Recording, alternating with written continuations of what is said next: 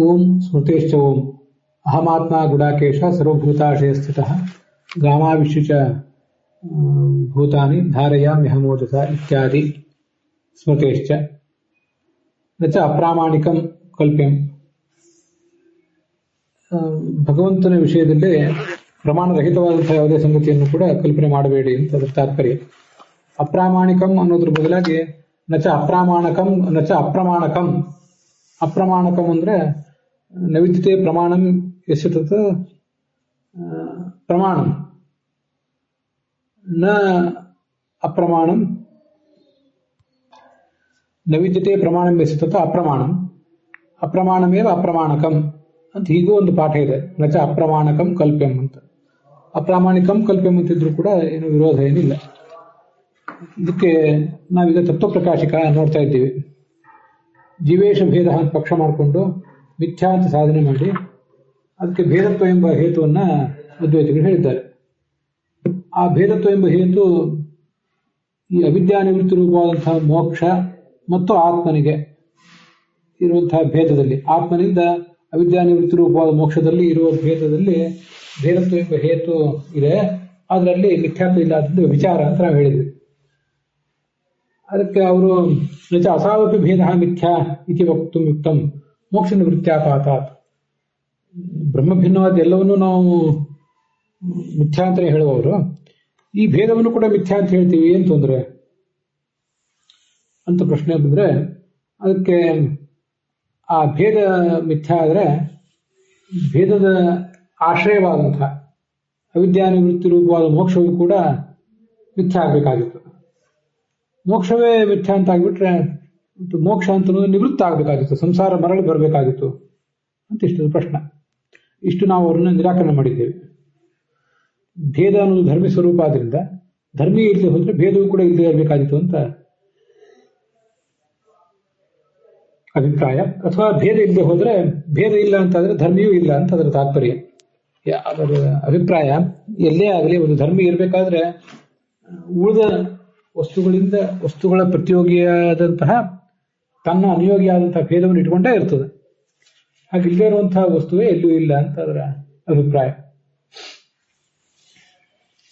ಇನ್ನ ಅದ್ರ ಮುಂದಿನ ಅವರ ಸಮಾಧಾನದ ಪ್ರಯತ್ನ ಮಿಥ್ಯಾಭೂತಸ್ಯಾಪಿ ಅನಿವರ್ತ್ಯತ್ವೇ ಪ್ರಕೃತ ಭೇದಸ್ಯಾಪಿ ತಥಾತ್ವಂ ನಾನಿಷ್ಟಂ ಅಂತ. ಈ ಭೇದವನ್ನು ಜೀವೇಶ ಭೇದ ಏನಿದೆ ಅದನ್ನ ಜೀವೇಶ ಭೇದ ಅಲ್ಲ, ಅವಿದ್ಯಾನಿವೃತ್ತಿ ರೂಪವಾದ ಮೋಕ್ಷ ಮತ್ತು ಆತ್ಮ ಅವುಗಳ ಭೇದ, ಆತ್ಮನಿಂದ ಅವಿದ್ಯಾನಿವೃತ್ತಿ ರೂಪವಾದ ಮೋಕ್ಷದಲ್ಲಿ ಇರುವಂತಹ ಭೇದ, ಅದನ್ನ ನಾವು ಮಿಥ್ಯಾ ಅಂತ ಒಪ್ಕೋತೀವಿ. ಸತ್ಯ ಅಂತ ಒಪ್ಕೊಂಡ್ರೆ ಕಷ್ಟ, ಮಿಥ್ಯಾ ಅಂತಾನೆ ಒಪ್ಕೋಬೇಕು ನಾವು.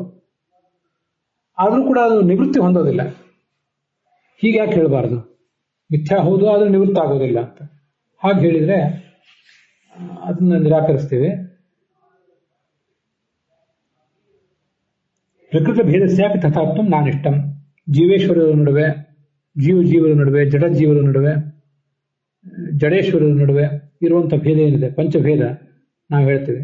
ಆ ಪಂಚಭೇದ ಆಗಲಿ ಅಥವಾ ಇಲ್ಲಿ ನಿರ್ದಿಷ್ಟವಾಗಿ ನಾವು ಆಲೋಚನೆ ಮಾಡ್ತಾ ಇರೋದು ಜೀವೇಶ ಭೇದ ಅಂತ.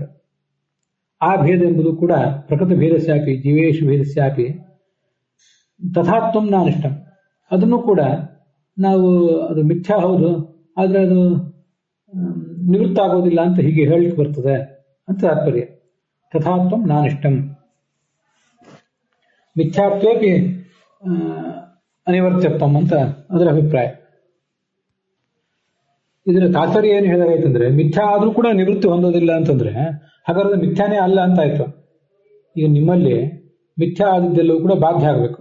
ಜಗತ್ತು ಬ್ರಹ್ಮಜ್ಞಾನದಿಂದ ಬಾಧ್ಯ. ಈ ಜೀವೇಶ ಭೇದ ಅಂತ ಮಿಥ್ಯಾ ಹೌದು ಆದ್ರೆ ನಿವೃತ್ತ ಆಗೋದಿಲ್ಲ ಅಂತೀರಿ. ಜೀವೇಶ ಭೇದ ಅಲ್ಲ, ಅದು ನಾವು ಹೇಳಿದ್ದು. ನಾನು ಸ್ವಲ್ಪ ಹೇಳುವ ವ್ಯತ್ಯಾಸ ಮಾಡಿದೆ. ಮೋಕ್ಷ ಮತ್ತು ಆತ್ಮ ಇವರಿಬ್ಬರ ನಡುವೆ ಇರುವಂತಹ ಭೇದ, ಅಲ್ಲಿ ಅವಿದ್ಯಾ ನಿವೃತ್ತಿ ರೂಪ ಮೋಕ್ಷಾತ್ಮ ಭೇದದ ಬಗ್ಗೆ ಅವ್ರು ಮಾತಾಡಬೇಕಾಗಿದೆ. ಅದನ್ನ ಅವ್ರು ಸಮರ್ಥನೆ ಮಾಡ್ಕೋಬೇಕಾಗಿದೆ. ನಾವು ಜೀವೇಶ ಭೇದದ ಬಗ್ಗೆ ಖಂಡನೆ ಮಾಡಬೇಕಾಗಿದೆ. ಈ ಅವಿದ್ಯಾನಿವೃತ್ತಿ ರೂಪವಾದಂತಹ ಮೋಕ್ಷ ಅದಕ್ಕೆ ಆತ್ಮನಿಂದ ಇರುವಂತಹ ಭೇದ ಅನ್ನೋದು ಮಿಥ್ಯಾ ಹೌದು ಆದ್ರೆ ಅದು ನಿವೃತ್ತ ಹೊಂದೋದಿಲ್ಲ ಅಂತ ಅವರು ಹೇಳುವ ಪ್ರಯತ್ನ ಮಾಡಿದ್ದಾರೆ. ಮಿಥ್ಯಾಭೂತಸ್ಯಾಪಿ ಅವಿದ್ಯಾ ನಿವೃತ್ತಿ ರೂಪ ಮೋಕ್ಷಾತ್ಮ ಭೇದಸ್ಯ ನ ಅನಿವರ್ತ್ಯತ್ವಂ, ಅದು ಎಂದೂ ನಿವೃತ್ತ ಆಗೋದಿಲ್ಲ. ಯಾಕೆಂದ್ರೆ ಮೋಕ್ಷಕ್ಕೆ ನಿವೃತ್ತಿ ಆಗೋ ಪ್ರಸಂಗ ಬರ್ತದಲ್ಲ, ಅದನ್ನು ತಪ್ಪಿಸ್ಕೊಳ್ಳಿಕ್ಕೋಸ್ಕರ ಅವ್ರು ಈಗ ಹೇಳಬೇಕು. ಹಾಗೆ ಹೇಳಿದ್ರೆ ಪ್ರಕೃತ ಭೇದಸ್ಯಾಪಿ, ಇಲ್ಲಿ ನಾವು ಹೇಳ್ತಿರುವುದು ಜೀವೇಶ ಭೇದದ ಬಗ್ಗೆನೂ ಕೂಡ ಅದು ಕೂಡ ಮಿಥ್ಯಾ ಹೌದು, ಆದ್ರೆ ನಿವೃತ್ತಿ ಹೊಂದೋದಿಲ್ಲ ಅಂತ ಹೇಳಬೇಕಾಗ್ತದೆ. ಅಂದ್ರೆ ಅದರ ಅಭಿಪ್ರಾಯ ಏನಾಯ್ತು, ಒಟ್ಟಾರೆ ಮಿಥ್ಯಾ ಹೌದು ಆದ್ರೂ ನಿವೃತ್ತ ಆಗೋದಿಲ್ಲ ಅಂತ ಏನರ್ಥ, ಸತ್ಯ ಅಂತಾನೆ ಅಲ್ವಾ. ಇನ್ನೊಂದು ಮಾತಿನಿಂದ ಅದನ್ನ ಹಾಗೆ ಹೇಳಿದಾಗಾಯ್ತು. ಮಿಥ್ಯಾತ್ವವನ್ನು ನೀವು ಕೇವಲ ದುರಾಗ್ರಹದಿಂದ ಹೇಳ್ತಿದ್ದೀರಿ, ಮಿಥ್ಯಾತ್ವವನ್ನು ಹೇಳಿಯೂ ಕೂಡ ಅದನ್ನು ಬಾಧ್ಯ ಅಂತ ನೀವು ಹೇಳಲಿಕ್ಕೆ ತಯಾರಿಲ್ಲ ಅಂತ ಆದ್ರೆ ಮೋಕ್ಷ ಮತ್ತು ಆತ್ಮಭೇದವು ಜೀವೇಶ ಭೇದವು ಎರಡೂ ಕೂಡ ಮಿಥ್ಯಾನೂ ಆಗಿದೆ, ನಿವೃತ್ತವೂ ಕೂಡ ಅಲ್ಲ, ನಿವೃತ್ತಿ ಹೊಂದೋದಿಲ್ಲ. ಅದರಿಂದ ಏನು ತೊಂದರೆ ಇಲ್ಲ ಅಂತ ಅಭಿಪ್ರಾಯ. ಪ್ರಕೃತಿ ಭೇದಸ್ಯಾಪಿ ತಥಾತ್ವಂ ನ ಅನಿಷ್ಟಂ ನಚ ಆತ್ಮಮೋಕ್ಷಯೋ ಭೇದಾಭಾವ. ಇನ್ನು ಕೊನೆಯದಿದೆ, ಅಲ್ಲಿ ಈ ಅವಿದ್ಯಾ ನಿವೃತ್ತಿ ರೂಪವಾದಂತಹ ಮೋಕ್ಷಕ್ಕೂ ಆತ್ಮನಿಗೂ ಭೇದ ಇದೆಯೋ ಇಲ್ಲೋ ಅಂತ ಒಂದು ಪ್ರಶ್ನೆ ಬಂದಿತ್ತು. ಆ ಭೇದ ಇದ್ದಾಗ ಆ ಭೇದತ್ವ ಎಂಬ ಹೇತು ಪಕ್ಷದಲ್ಲಿದೆ, ಮಿಥ್ಯಾತ್ವ ಎಂಬ ಸಾಧ್ಯ ಇಲ್ಲ ಅಂತ ಒಂದು ಸಮಸ್ಯೆ, ಮಿಥ್ಯಾತ್ವವೇ ಇಲ್ಲ ಅಂತ ಮತ್ತೊಂದು ಸಮಸ್ಯೆ, ಹೀಗೆಲ್ಲ ಸಮಸ್ಯೆಗಳು ಬಂದಿದ್ದು. ಈಗ ಅವ್ರು ಹೇಳ್ತಾರೆ ಭೇದವನ್ನೇ ನಿರಾಕರಣೆ ಮಾಡಿಬಿಡೋಣ, ಆತ್ಮ ಮೋಕ್ಷಯೋಹ ಭೇದವೇ ಇಲ್ಲ ಅಂತ ಹೇಳ್ಬಿಡೋಣ. ಅಂದ್ರೆ ಆತ್ಮನಃ ಅನಾದಿ ನಿತ್ಯತೆಯ ತದಭಿನ್ನ ಮೋಕ್ಷಸ್ಯ ಜ್ಞಾನ ಸಾಧ್ಯ ಅವಿದ್ಯಾ ನಿವೃತ್ತಿ ರೂಪತ್ವ ಅನುಪತ್ತೇಹೇ. ಈ ಆತ್ಮನನ್ನು ಹಾಗೆ ಮೋಕ್ಷವನ್ನು ನೀವು ಅಭಿನ್ನರು ಅಂತ ಹೇಳಿ ಬರೋದಿಲ್ಲ ನಿಮಗೆ. ಯಾಕೆಂದ್ರೆ ಅಭಿನ್ನ ಅಂತ ಆಗ್ಬೇಕಾದ್ರೆ ಎರಡೂ ಅನಾದಿ ಕಾಲದಿಂದಲೂ ಇರಬೇಕು. ಇಲ್ಲಿ ಎರಡೂ ಕೂಡ ಅನಾದಿ ಕಾಲದಿಂದ ಇಲ್ಲ. ಆತ್ಮ ಅನ್ನೋನು ಅನಾದಿ ಕಾಲದಿಂದ ಇದ್ದಾನೆ, ಆದ್ರೆ ಅವನಿಂದ ಅಭಿನ್ನವಾಗಬೇಕಾದ ಮೋಕ್ಷ ಅನ್ನೋದು ಅದು ಅವಿದ್ಯಾ ನಿವೃತ್ತಿ ರೂಪ. ಅದು ಅವಿದ್ಯಾದಿಂದ ಅದು ನಿವೃತ್ತ ಆಗಬೇಕು. ಅದು ಹೇಗೆ ಅವಿದ್ಯಾದಿಂದ ನಿವೃತ್ತ ಆಗಬೇಕು ಅಂದ್ರೆ ಜ್ಞಾನದಿಂದ ಸಾಧ್ಯವಾದದ್ದು ಅವಿದ್ಯಾ ನಿವೃತ್ತಿ. ನೋಡಿ, ಜ್ಞಾನ ಸಾಧ್ಯ ಅನ್ನೋದನ್ನು ಅವಿದ್ಯಾ ನಿವೃತ್ತಿ ಅನ್ನೋದಕ್ಕೆ ಅಥವಾ ಅವಿದ್ಯಾ ನಿವೃತ್ತಿ ರೂಪ ಮೋಕ್ಷಕ್ಕೆ ಅದನ್ನು ವಿಶೇಷಣ ಮಾಡ್ಕೋಬೇಕು. ಅವಿದ್ಯಾ ಅನ್ನೋದು ಸಂಸಾರ, ಅವಿದ್ಯಾ ನಿವೃತ್ತಿ ಅನ್ನೋದೇ ಮೋಕ್ಷ. ಆ ಅವಿದ್ಯಾ ನಿವೃತ್ತಿ ಅನ್ನೋದು ಯಾವುದರಿಂದ ಆಗಬೇಕು? ಜ್ಞಾನದಿಂದ ಆಗಬೇಕು. ಹಂಗಾದ್ರೆ ಈ ಅನಾದಿ ಕಾಲದಿಂದಲೂ ನಮಗೆ ಅವಿದ್ಯಾನೇ ಇದೆ. ಅವಿದ್ಯೆ ಇರುವುದರಿಂದ ನಾವು ಸಂಸಾರದಲ್ಲಿದ್ದೇವೆ. ಒಂದು ಕಾಲದಲ್ಲಿ ಆ ಅವಿದ್ಯೆ ಹೋಗಬೇಕಾಗಿದೆ. ಯಾವುದರಿಂದ ಅಂದ್ರೆ ತತ್ವಜ್ಞಾನವನ್ನು ಪಡ್ಕೊಂಡು, ತತ್ವಜ್ಞಾನದ ಪರಿಣಾಮದಿಂದಾಗಿ ಅವಿದ್ಯೆ ಅನ್ನೋದು ಹೊರಟೋಗ್ಬೇಕು. ಅದೇ ಮೋಕ್ಷ. ಅಂತೂ ಹಿಂದೆಂದೂ ಇಲ್ಲದೆ ಒಂದು ಯಾವುದೋ ಸಾಧನೆ ಬಳಿಕ ಆಗಬೇಕಾದ್ದು ಮೋಕ್ಷ. ಆತ್ಮ ಮಾತ್ರ ಅನಾದಿ ಕಾಲದಿಂದಲೂ ಇದ್ದಾನೆ. ಅವರಿಬ್ಬರಿಗೂ ಅಭೇದವನ್ನು ಹೇಗೆ ಹೇಳ್ತೀರಿ? ಆತ್ಮನಃ ಅನಾದಿ ನಿತ್ಯತೆಯ ತದಭಿನ್ನ ಮೋಕ್ಷಸ್ಯ, ಅವನಿಗಿಂತ ಅಭಿನ್ನವಾಗಬೇಕಾದ ಈ ಮೋಕ್ಷ ಅನ್ನೋದು ಅವಿದ್ಯಾ ನಿವೃತ್ತಿ ರೂಪ ಆಗಲಿಕ್ಕೆ ಸಾಧ್ಯವಿಲ್ಲ ಅಂತ ಅದರ ತಾತ್ಪರ್ಯ. ಮತ್ತು ದ್ವಾಸಪೂರ್ಣ ಇತ್ಯಾದಿ ಶ್ರುತಿ ವಿರೋಧಾಚ್ಯ, ಅನುಮಾನವನ್ನು ಹೀಗೇನೋ ಹಠದಿಂದ ನೀವು ಪ್ರಯೋಗ ಮಾಡಿದಿರಿ.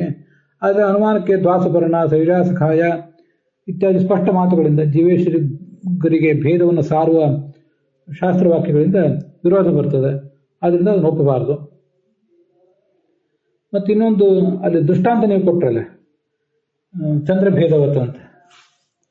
ಅನ್ಯತರ ಚಂದ್ರಸ್ಯೈವ ಆರೋಪಿತತ್ವೇನ ಆರೋಪಿತ ಅನಾರೋಪಿತ ಭೇದಸ್ಯ ಸತ್ಯತ್ವಾಚ್ಚ. ಇಲ್ಲಿ ಚಂದ್ರಭೇದ ಅಂತ ನೀವು ಉದಾಹರಣೆ ಕೊಟ್ಟರಲ್ಲ, ಚಂದ್ರಭೇದ ಅಂತ ಅಲ್ಲಿ ನೀವು ಉದಾಹರಣೆ ಕೊಟ್ಟಿದ್ದೀರಿ. ಅಲ್ಲಿ ನಾವು ಗಮನಿಸಬೇಕಾದ ಒಂದು ಸಂಗತಿ ಇದೆ. ಎರಡೂ ಅಲ್ಲಿ ಆರೋಪಿತ ಅಲ್ಲ.